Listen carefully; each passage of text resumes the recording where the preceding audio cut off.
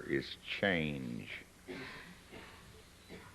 It may change for the better, it may change for the worse. It may go into a new concept or go back to an old one, but it will change.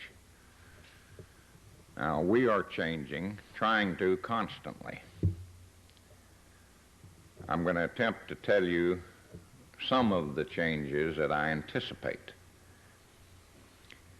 I've also been asked a number of times, what sort of results are you going to prove by thus and such research? Well, in a sense, that's a stupid question. If I knew what kind of results I was going to produce, then I wouldn't have to do the research. If you know in advance the results of research, then it isn't research, and it's a demonstration. Now, sometimes that's necessary also.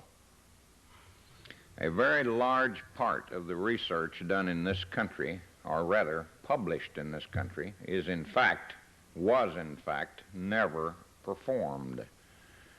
I could quote you chapter and verse and names and dates of a long list of very highly respected individuals in the field of physiology who have published papers on research programs that in fact never happened. They sat down at a desk one day and took a pencil and they wrote down the figures that they would have produced if they had done the study, and they published it. Now, since you might say, well, you might be able to prove what somebody did, but how do you prove what somebody didn't do? Well, one of these studies, the man does not mention either the date, which is perhaps the single most important part of any research, the date. Oh, you invented the wheel. Well, that's nice. When? It means nothing if you're second or third or 19th. When did you invent the wheel? And where did you publish that revelation? Well, now, if there were wheels being used prior to that or talked about, then you didn't invent it. So the date is perhaps the single most important thing in any research study. This man didn't bother to mention the date. I wonder why. The second most important thing is perhaps the where. He doesn't mention that either. Well, a little third-grade grammar school arithmetic, if you read the study and look at it, will tell you, since he claims that he personally supervised the whole study in detail, that this man has either a very fast watch or a very slow one, because it would take him 200 hours a week. The number of subjects he had, the number of exercises they did, the number of sets, the number of repetitions, the rest between the studies, the pace of movement, and so on. Well, it's very simple. You sit down and you add this up, taking his own data. It would require 200 hours a week, and he personally did it all. Well, I don't have 200 hours in my week. I don't think he does either. In due course, we're going to give him a chance to produce the research subjects in court. Supposedly, he had 20 of them. He may get one guy to get up on the witness stand and perjure himself and claim he was one of the subjects, but when we get through with the first one, the other 19 will no longer be in the courtroom. They will have suddenly remembered imperative business elsewhere. We're going to put the first one in the penitentiary for perjury, if there is a first one. A great deal of such research goes on. It isn't research, it's fraud. Another study was done on behalf of Ken Cooper in Texas, the aerobics guru. That's giving him the benefit of the doubt. To compare the effectiveness, the value of fast training versus slow training. Well, now, what is your definition of fast? What is your definition of slow? Well, I'm going to give you a demonstration here, and then I'm going to ask you to tell me whether this is a fast movement or a slow movement. No catch.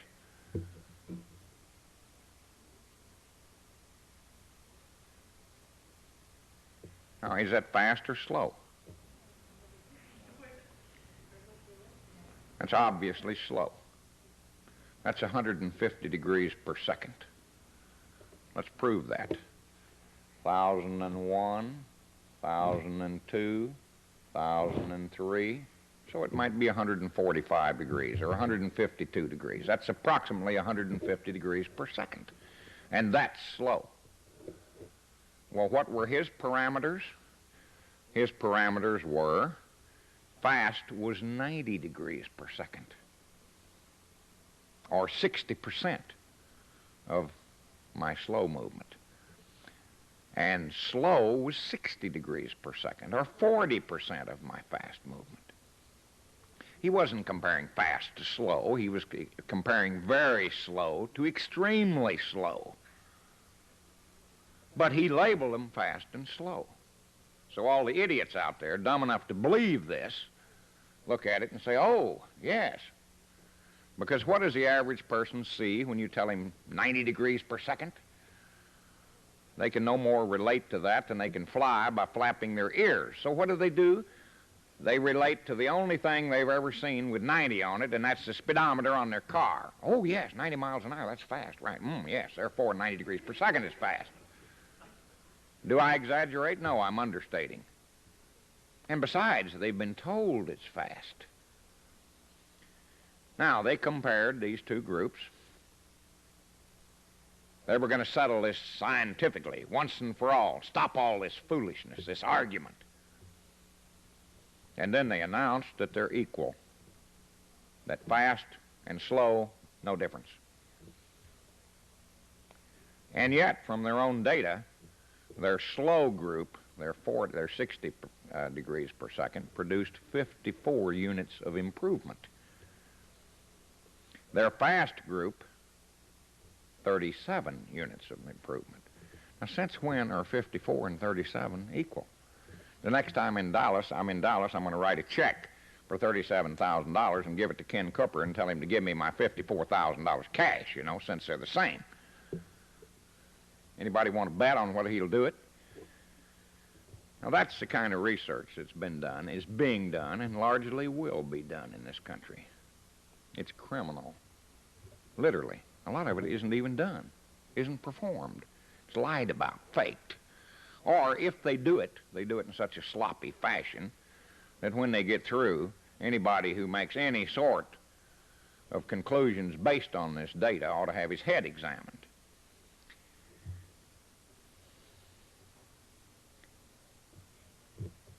People say, why do you do your own research? That's why. Next month, in cooperation with the School of Medicine at the University of Florida, we're going to start a 10-year study on osteoporosis using postmenopausal women. Women past menopause, whether this is naturally resultant from age or if they've had a hysterectomy. Osteoporosis is demineralization of the bones. If you live long enough, it affects everybody. You lose height. It affects women more than men for two reasons. One of them, after they go through menopause, they suffer a gross hormone change. Secondly, they don't do as much heavy work as men, generally. For both those reasons, they start losing the minerals out of their bones. How does it affect a woman? Well, in a number of ways. They get shorter. They develop what's called the dowager hump, a bump on the back of the neck and shoulders like a buffalo, which can become very extreme. The back starts bending, the hips start breaking, and by the way, 75% of those people that have a broken hip from that cause don't live over it. They die within the next few weeks. A large part of osteoporosis can be prevented by one factor, exercise. In some cases, it can be rehabilitated. But in almost all cases, it can be prevented. This much is known. Now it becomes a matter of shoving it down the medical community's throat as to how much exercise, what kind of exercise, how often, how long, how hard. One of the problems has been that until very recently there was no effective method for diagnosing osteoporosis or demineralization of the bones. The only tool, short of autopsy, and most people are prejudiced against that, in their own case at least, the only tool was X-ray, which is very poor. There's some diversion of opinion in the medical community. Some doctors will tell you you have to have lost half of your bone before it even shows up on X-ray, 50%. Some say 30%. The general consensus is about 40%. So in other words, you've lost 40% of your bone, you have suffered irreparable damage, and probably lost several inches of height before osteoporosis can even be diagnosed, by which time it's too late. Recently, they have come up with some very sophisticated machinery which can diagnose osteoporosis within 1%. There are, as far as I know, only 2 such machines in the world. We just bought one of them. It will be installed next month at the University of Florida School of Medicine. We're going to start a study that'll run 10 years. We will have published results every 6 months. And we're going to compare groups of women, older women, some of whom have diagnosable osteoporosis, some of whom show the signs but could not be diagnosed earlier, some of whom have no visible signs. And we're going to take control groups, and we're going to do this in a very, very careful manner. Our people, Nautilus people, will conduct the study. We will do the training. But outside people will do the testing. And the results will be certified by the University of Florida School of Medicine. The interest in this is enormous. The value of it is potentially great. We know that exercise will help. We know it'll help to a tremendous degree. It's important to the people. Economically, it's important also. Because as this data is provided and certified and widely publicized, not by us, it'll be publicized by the media, by the networks, by the women's magazines, by Newsweek, Time, and other people, because this is important medical information. Now, what is the commercial potential for this? Enormous. No matter how you categorize people, if you break them into groups, well, the first such break is by sex. You have more women in this country than you do men. And while this study will be valuable to men, it's of more immediate value to women. So you've got a very large segment of the population. If you break people up, you take the women now as a category and break them up into age groups. Arbitrarily 25, 0 to 25. They couldn't care less. They don't have these problems yet. They're never going to have these problems, or so they believe. Okay, so you're not going to get those. 25 to 50, you're going to get about half of them. 50 on, you're going to get them all. Now, what does that represent in numbers? It represents in numbers the single largest group of women in this country, 50 and over, plus about half of those between 25 and 50. So we're talking here about perhaps 60 million women who are very interested. Economically, older women, on the average, across the board, have more money. And secondly, psychologically, they're more worried about their appearance. They're more worried about medical problems. They will be more in tune to making use of something of demonstrable value that's been clearly pointed out to them. So people operating training facilities, this information will be supplied to you as it becomes available. And eventually, this one market, prevention or rehabilitation of osteoporosis in women, could be several times as big as the entire currently existing health club market in the United States. And it probably will be. That's one thing we're working on. Recently, we have introduced several new machines. It's my personal belief that the low back machine, which was designed not only for osteoporosis but also for anybody, is probably realistically the most important machine for anybody, for a man, a woman, or a child, because most people sooner or later, with or without osteoporosis, most people sooner or later have low back problems. There has previously never been a good method of training the low back. You do deadlifts with a barbell in the position of contraction. There is no force on those muscles, but there is compression force on the spine. If you've seen the low back machine, it maintains the resistance throughout the movement, and there is zero compression force on the spine, none. I personally feel that's the most important machine we've ever developed. Insofar as overall growth is concerned, the new squat machine is beyond any slightest shadow of a doubt the most important machine we've ever developed. We have been trying for 14 years to build a squat machine. Until 3 months ago, I didn't know how. No one else knows how, even yet. Why? What's the problem with a squat machine?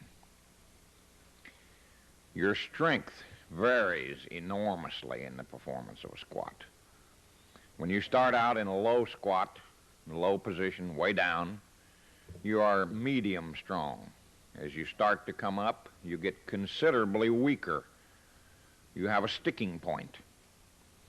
But as you pass that sticking point, and particularly as you near the end of the squat, your strength increases enormously. At the very end of the squat, as far as your muscles are concerned, you are infinitely strong. Your muscles could withstand the universe if your bones could stand it. And by the way, we've now figured out how to build a machine with infinite resistance, but we haven't found anybody dumb enough to try it. It would not only self-destruct itself, but whoever was in it. Several of these developments have come about more or less simultaneously. I tried for 14 years to build a squat machine. We did build one back in the early 70s. And we built another one, which we used in the research programs at West Point and other places, in 1975. The first one we built was in 73. It was a better machine than a barbell squat, better than a leg press machine, but it was nowhere near as efficient as I wanted it to be, and I didn't know how to make it more efficient, so we never marketed the machine. We built one prototype, and we still have it. We could have sold them. We could have been selling them from 1975. We could have sold thousands of them, but we never would. People wanted us to, because I didn't know how to build a squat machine. But we kept trying. And about 3 months ago, I ran into a bit of information, accidentally, which suddenly opened my eyes to something I'd been looking at for years and not seeing. And now I know how to build a squat machine. If you've tried it, it may feel a little too heavy to you near the end of the movement as you lock out. It isn't too heavy. That's simply because you have not been training that part of the movement properly in the past. So you are disproportionately weak there. But you use that machine for 4 or 5 weeks, and it'll feel smooth as silk to you. Because for the first time in your life, you will be developing that part of the muscle. What's the significance of that? Well, there are several points that are important. One of them is the portions of the thigh muscles that are most important for stabilizing the knee do not become functional until the leg is almost straight. Now, you can, to a degree, work these with a leg extension machine, but to work all those muscles properly, you need a machine that will bring all of those muscles into play against maximal resistance, right slam up to the lockout. And that machine will do this, but nothing else before ever would. Then, as a result of trying to improve that machine, I discovered something of even greater importance. Something that's never been published, will be in the near future. Something we will call iso exercise. Iso is a Latin word. It simply means same. Now, in a sense, we've been building iso exercises, single axis iso exercises, since day one. If I get in a curling machine and do a curl, and you get in it and do a curl, and he gets in it and does a curl, we will all three experience precisely the same resistance, assuming we plugged in the same amount of weight. If the cam is right, it'll be right for anybody, a midget or a giant. If the cam is wrong, it'll be wrong for anybody. If it's nearly right, it'll be equally nearly right for anybody. Everybody will experience precisely the same thing, right or wrong, in that machine. But that's a single-axis machine. Until about 8 weeks ago, I was convinced that it was impossible to build an iso exercise during a compound movement. But now we know how to do it. I noticed a relationship that I had overlooked previously. Like most discoveries, we came across this one accidentally. We built the first squat machine, and it had 2 adjustments. The seat had to adjust horizontally, and the shoulder pads had to adjust. I didn't like that, because it's difficult enough to get people to adjust one thing. If they got to adjust 2 things, that makes it too difficult.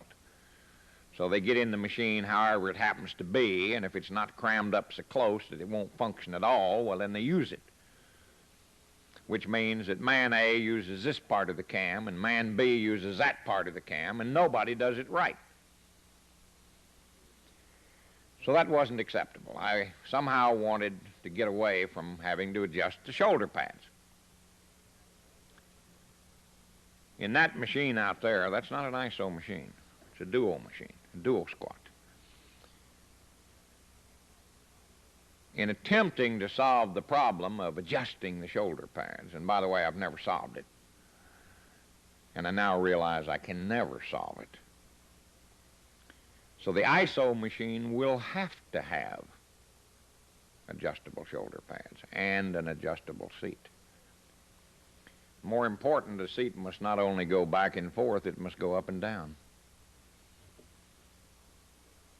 Because the relationship that I had overlooked before, you see, a single-axis exercise has a relationship between your elbow, for example, and the machine.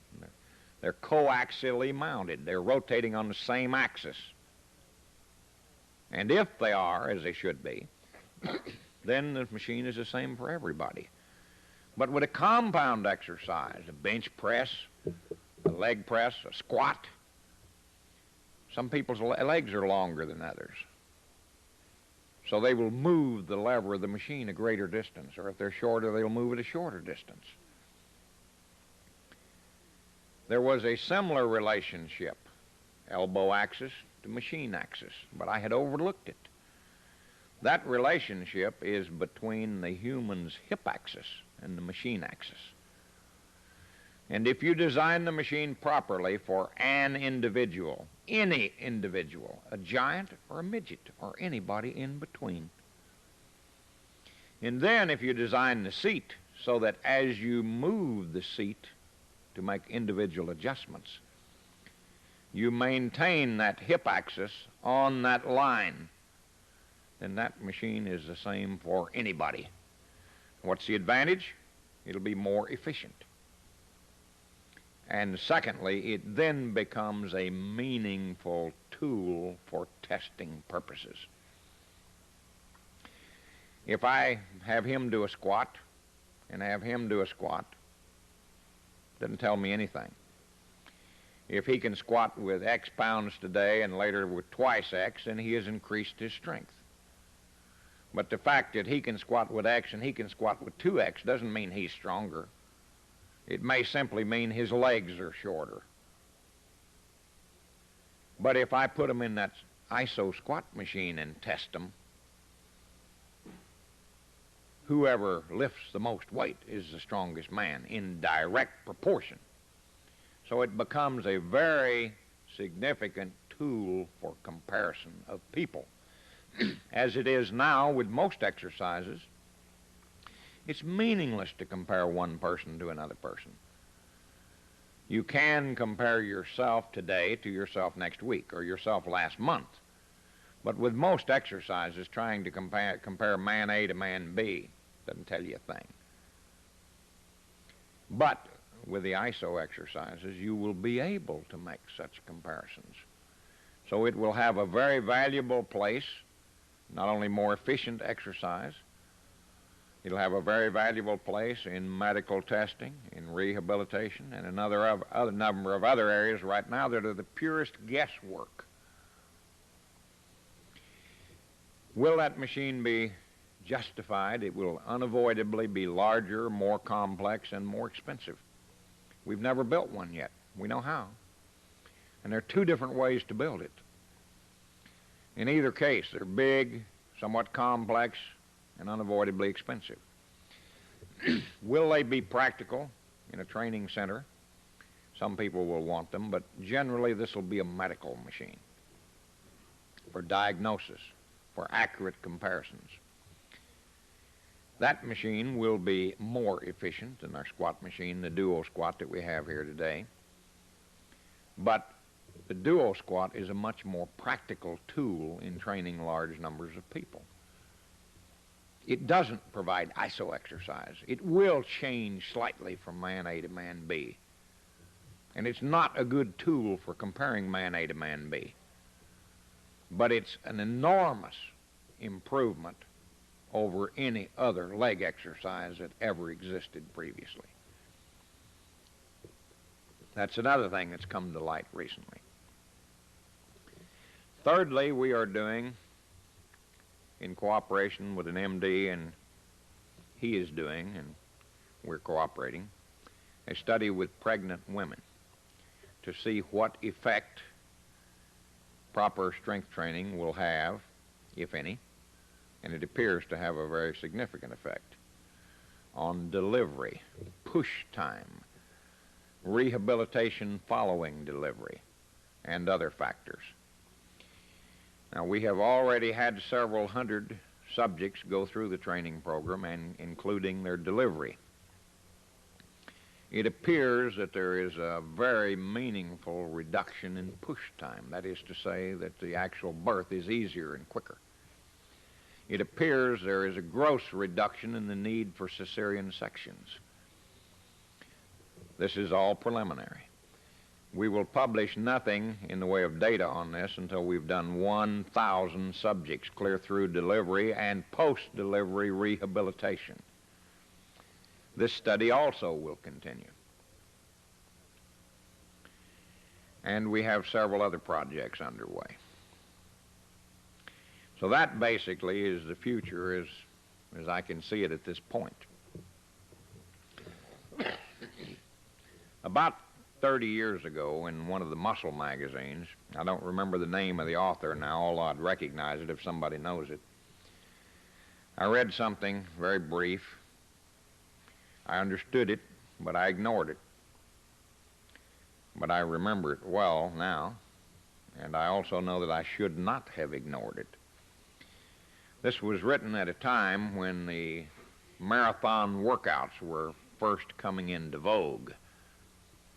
And after a year or two of the long workouts, this man said, or words to this effect, He said, perhaps we should, instead of trying to determine how much exercise we can tolerate, perhaps we should be trying to determine how little exercise we actually require.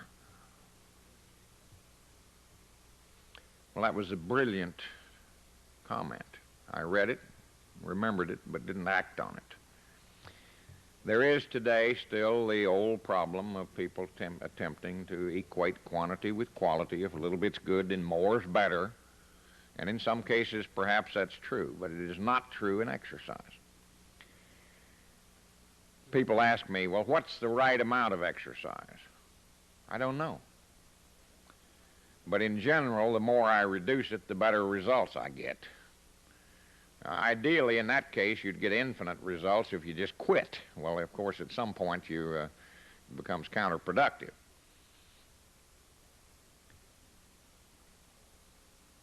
What I'm about to tell you, however, is a little contrary to that. Personally, I am beginning to suspect that best results for lower body exercises, particularly for the buttocks and the thighs, come from one set of very high repetitions, perhaps as many as 100 or more. It is a very painful way to train, and not a very pleasant way to train, but all indications that I have at this point indicate that it's a very productive way to train, if you can stand it, if you can tolerate it. And surprisingly, if you're doing an exercise like the squat, it does not require much of a reduction in resistance. If you can do one repetition with 400 pounds, then you can probably do 100 reps with 380. So a slight reduction in maximum weight will permit you to do an enormous number of repetitions. Why the difference? I don't really know. This is speculation. But I do know that the muscles of the legs are different from those of the upper body. The muscles of the legs are inefficient compared to those of your upper body. Your thighs have their size primarily because they're inefficient. At any given moment, you can only use a small percentage of the total number of muscle fibers. Then what purpose do the extra fibers serve? That's where you get your endurance. If you could utilize every fiber in your thighs, and you did so simultaneously, you would produce unimaginable forces. You'd be so strong you wouldn't believe it. You'd also be a cripple, because not only would the muscles tear themselves loose, but you'd crush the bones longitudinally. I don't mean bend them and break them, you just compact them. If every fiber in your legs fired simultaneously, you wouldn't have any legs left. That's not possible. But assuming it was possible, and assuming you could stand those forces, yes, you'd be very strong once, and then you would be infinitely weak because you would have exhausted every fiber simultaneously. They would then all have to stop and rest. You'd have nothing in reserve. So your legs are given a large percentage of extra fibers so that you can do the necessary work while using only a small part of them. When those fibers get tired, other fibers come in to replace them. And in this fashion, you can continue a relatively high level of work for a long period of time.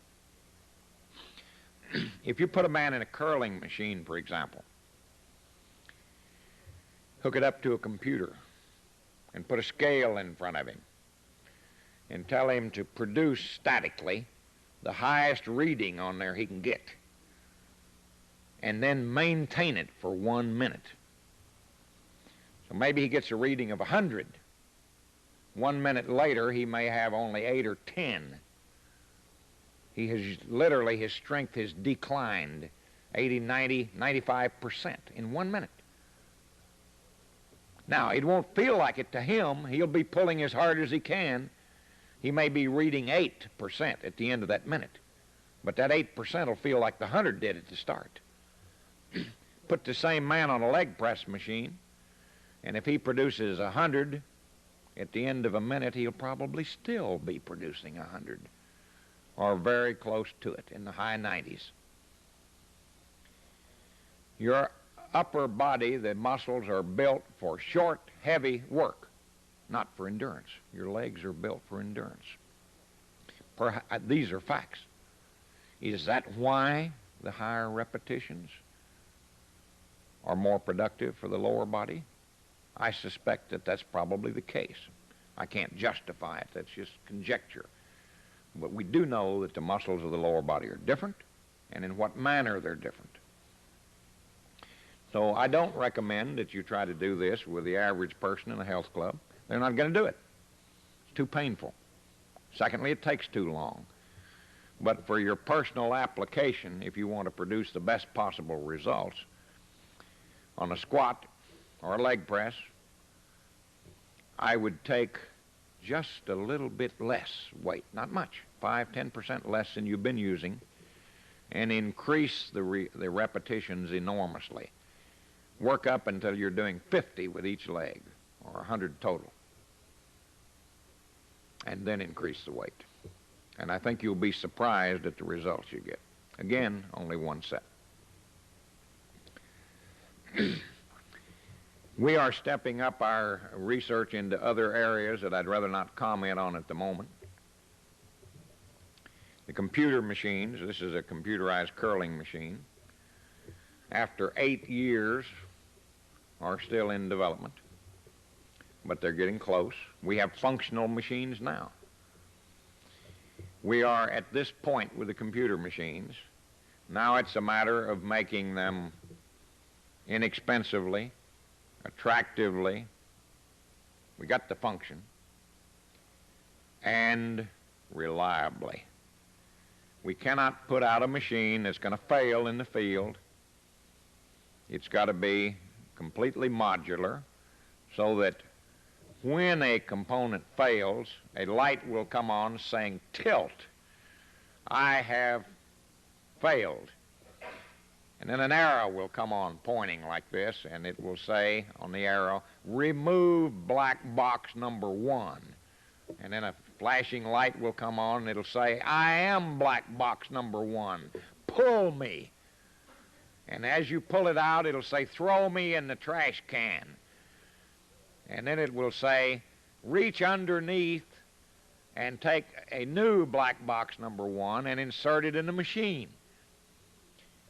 There will be 3 prongs. Those prongs will be thicker than your finger. Why? So some idiot won't bend them or break them. How big do they need to be? As thick as a hair. But they'll be as thick as your finger. Why 3? So you can't put them in upside down. And they will not be an equilateral triangle. Then you could put it in sideways. It will only go in one way. And if you beat on it with a sledgehammer, you won't bend it or break it. The plug that goes to the wall connection will be as big as your wrist. Why? So 4 people, when they get a hold of the machine and decide to move it to the other end of the gym without unplugging it, won't tear the guts out of it.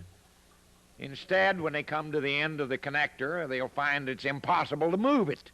Then it might occur to them to go unplug it. But in the meantime, they'll either tear the wall out. All of these things have got to be designed into it. And I'm not joking. You're laughing. I'm serious. Because otherwise, oh, it's broke. It doesn't work. A nut came off and lays there in plain sight. And the next time they get around to sweeping the place out, they'll sweep the nut out. The machine is broke. People today are not mechanically inclined. So you've got to make it foolproof, which means literally proof against the misuse of fools. And when you get into things of this sort, there are a lot of things to go wrong. So you've got to make it modular. Those are the areas we're working on now, but they're coming. I hope it won't be another 8 years before they're here. How much time we got left there, Thomas? One? Any questions? It's hard for me to see you back there in the back. Speak up. I'm hard of hearing and you're a long way. Research on pregnant women. I'd like to speak to them in a little bit more detail. With the people in pregnant women? Yes. Who's doing the research on which of your staff? Can I speak to in detail about it? Well, we will have there are 2 doctors, a PhD and an MD, that are actually in charge of the pre and post testing and in charge of the study, but we will, some of our people, including an MD on our staff here, will actually conduct the training, the one-on-one supervised training. So if you'll catch me in the hall when we get out, when we get through here, I can talk to you about it a little bit more. Any other questions back there? Yeah. I'm looking right into the lights. I can hardly see you. The new type of leg training you were talking about, doing the 50 to 100 reps, how many days a week would you suggest doing that? Still 3 days a week? I honestly don't know. That remains to be seen. But certainly no more than 3, and perhaps only twice. And what would be done on the 3rd day? A small amount of exercise? Well, if you find that twice a week is enough, then you probably wouldn't do anything for the legs on the 3rd day. Any other questions? The essential function of the new computerized machines, is it simply going to act as an idiot box to tell you when you're using it correctly, using correct force, or is it going to have some other function? All right, in practice, here's what will happen. You will take a man up to, for example, that machine. He's never seen it before. You will sit down in the machine, thereby showing him what he's supposed to do. You will put your elbows on the pads in line with the axis of rotation of the machine, explaining to him as you do it what you're doing. You will take a hold of the 2 handles, one in each hand, and then you will point to the readout section, and you will then demonstrate what you want him to do. You will explain to him for him to put his elbows there, take a hold of the handles, and line the handles up so they're in line with one another. Each arm will then be in the mid-range of possible movement. Then, slowly, statically, produce force against those handles without permitting either one to move until you're inputting the maximum possible static force.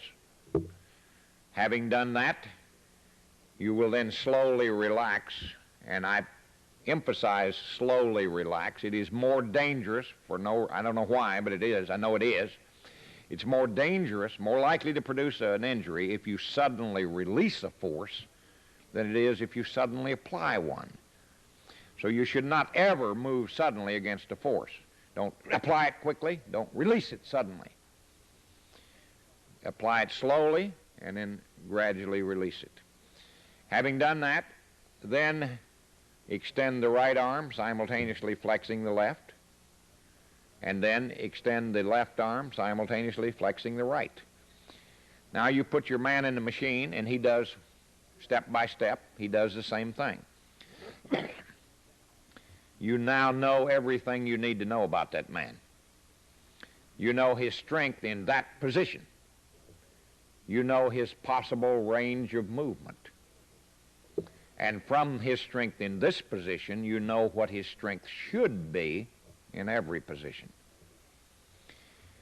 The machine will take note of this, and the next time that individual comes in, it will provide him with an appropriate level of resistance for his existing strength level. He will then train in the machine, following, more or less as a pilot follows a flight director. He will have a light arrangement which will tell him how fast to move, the range of movement, the number of repetitions, and the force that he is inputting.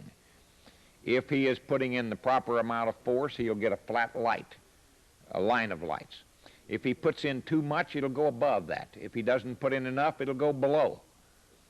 So he will be told by the machine what to do, precisely. and a record will be made of what he has done. And all of the machines will work in the same fashion. Now, you might, for example, ask him to do, his strength might be, these figures are arbitrary, he might produce 100 pounds of force statically. Fine. Now you want to give him 50% of that. That's arbitrary. So you have plugged him in on a 50% program. Now you're going to ask him to do 10 repetitions, again arbitrary, at 50%. Well, the first repetition will be quite easy. You're only asking him to do half of what he can do. So that's very easy. The second repetition will also be easy, but not quite as easy. By the time he gets to about 9 repetitions, he will be doing his absolute maximum and failing. His force indication will have dropped down to maybe 40%. The lights will be telling him that he's not putting in enough. And of course, the computer will record that on the 9th repetition, he was no longer able to do 50. That's his point of failure. Subsequently, the next workout, he will again be asked to do the same amount by the machine. If during that workout he is able to do 10 repetitions, if that's the guide number, with the ask for 50%, then the machine will take note of that. The following workout, when he comes back, it will increase his resistance. It'll still be 50% of his one-time maximum, but it'll be a higher force level by about 4%. Well, then with a higher weight, he won't be able to do as many. He'll get maybe 8 repetitions with that. And gradually, he'll work up to where he can get 10. And when the first time he's able to do 10, the machine will automatically increase it. And this will not only keep a record of what you've done, but it'll give you a printout showing precisely what you've done in every position. If your range of movement increases, you'll know that. If you increase your flexibility. If you lose flexibility, you'll know that. You will know how your strength is going up in every position. So workout by workout, you will have a precise record of your progress. Any other questions? Recently I've read that sports like tennis, bicycling, racquetball have peaked out of their interest curve. Where do you see the interest curve for high intensity weight training being at this point in time? Well, our business has continued to grow. We are not growing this year as rapidly as we did last year or the year before, but we're still up. I think it'll continue to grow. I can't read the future any more than you can. I don't like a lot of things on the economic horizon, but I believe that weight training, strength training, health clubs, and similar applications will continue to grow if we don't have a total collapse. If we have a total collapse, we're all in the street with shotguns, so it doesn't matter. But assuming anything less than a total collapse, I think the thing will grow. I think it'll slow down for a while and then start back up again. I'm not particularly surprised by tennis, racquetball, handball peaking out. That is a very active activity, one that's very easy to get into and one very easy to lose enthusiasm for. Most people, but in my experience, in my opinion, just don't have the stick-to-itiveness in a program of that sort. Properly applied weight training, in some senses, is easier. And you get progressive, seeable, measurable results. You get immediate feedback. From tennis, from racquetball, you don't have that sort of meaningful feedback. So I'm not at all surprised that tennis and racquetball and handball have more or less peaked out. I anticipated that. Any other questions? Yes? Yeah, what about your new book that's coming out about novels for bodybuilders? I'm sorry? Your new book is coming out? My new book? I don't know anything about it. That's Al Darden's book. You'll have to ask him. Don't hold me responsible. What? I say we talked about that yesterday. It'll be out in about 2 weeks. I'll know about it when I read it. Don't tell me you're associating with bodybuilders now, Al. Any other questions? Well, I guess that pretty well covers it. So, in general, we're working on research in a number of areas, and as we get the information, it'll become known to you. But several of these things will be very significant. All right, thank you.